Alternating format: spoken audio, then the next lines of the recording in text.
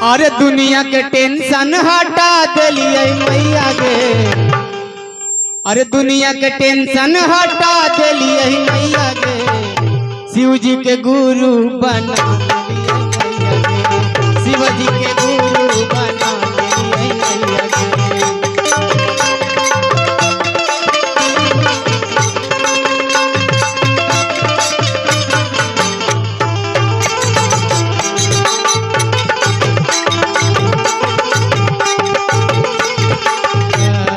भैया हरेंद्र दिलन तीन गोनिया मामा। पहिला में दया चर्चा करी नामा नमा।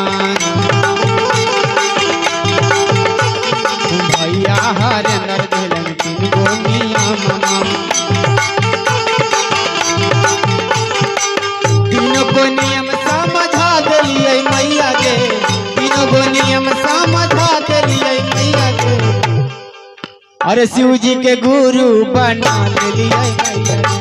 शिव जी के गुरु बना दिलिए मैया गे।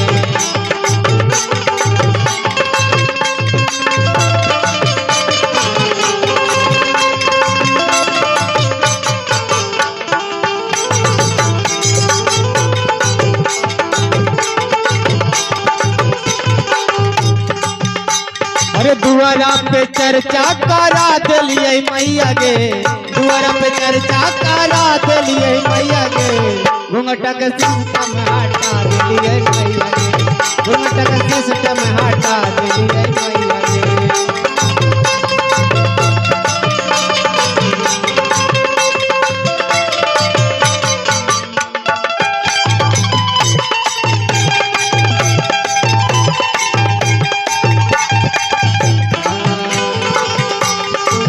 दिन भर जहाँ तहाँ रही हमारे भोला।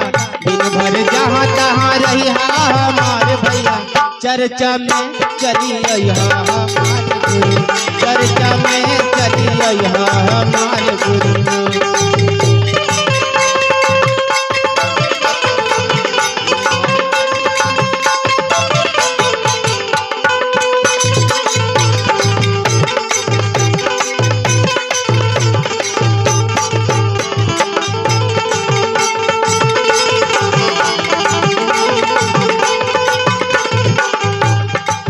हरेंद्र के बतिया अपना ले लिए मैया गे।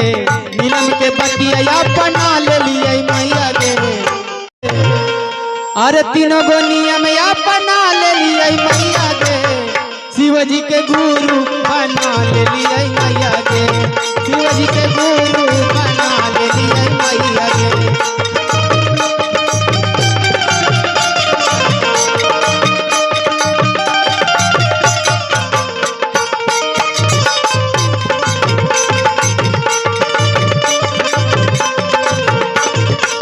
दोनों हाथे तलिया बजा दिलिए मैया गे। दोनों हाथे तलिया बजा दिलिए मैया गे। अरे घूंघटा के सिस्टम हटा दिलिए मैया गे। घूंघटा के सिस्टम हटा दिलिए मैया गे।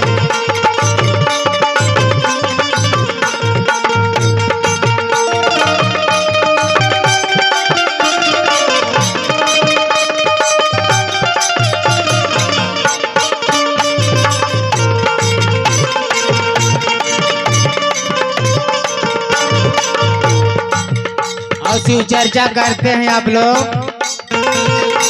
तो जब तक आप लोग बताइएगा नहीं नैहर ससुरार मन ससुरार फूक ससुरार में जब तक नहीं बतावे तो शिव चर्चा का प्रचार कैसे होता है। होने के बात है नैहर ससुररिया में बता दिलिए मैया गे। नैहर ससुररिया में बता दिलिए मैया गे। शिव जी के गुरु बना दिलिए मैया गे। शिव जी के गुरु बना दिलिए मैया गे।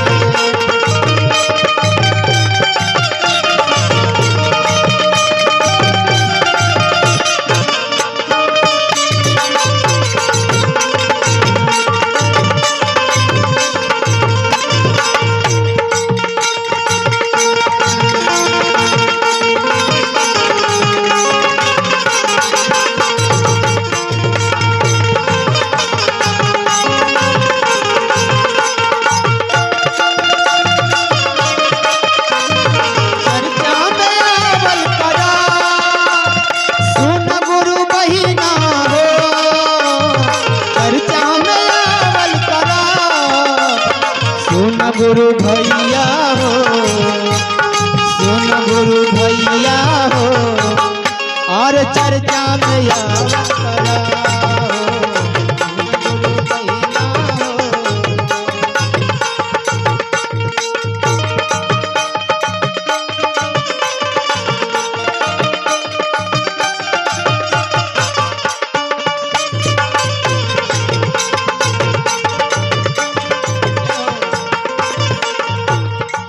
रूठल भोला के